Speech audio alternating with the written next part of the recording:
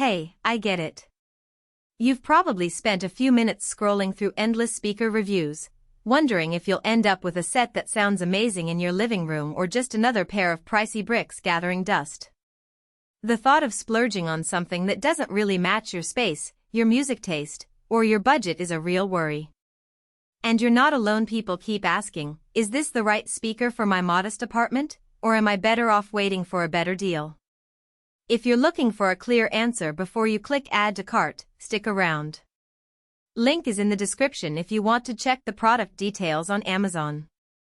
First off, the Focal Vestia No1 two-way bookshelf speakers are positioned as a step up from entry-level options, targeting listeners who want that refined French sound without diving into the ultra-high-end territory.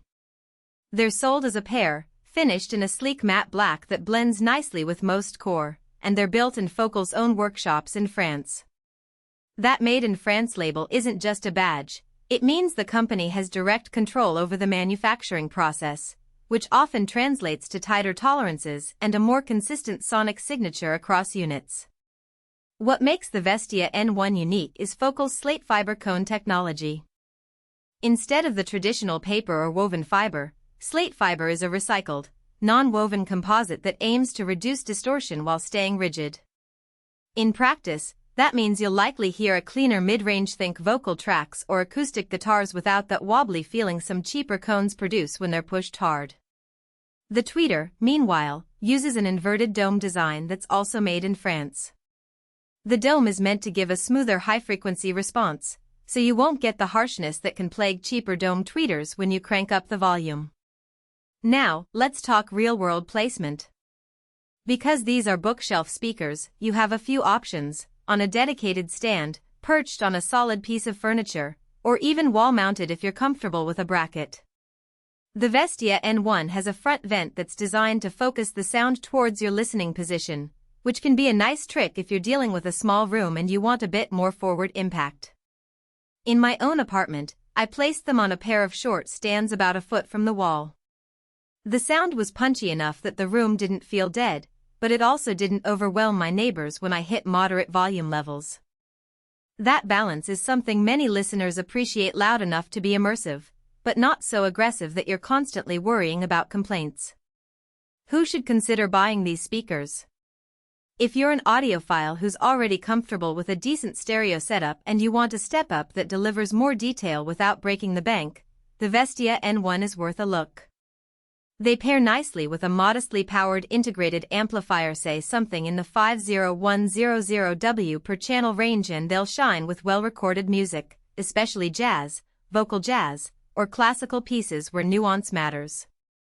Also, if you have a small to medium-sized room, under 300 square feet, the front vent design can help you get a more cohesive soundstage without needing a full-size floor-standing speaker.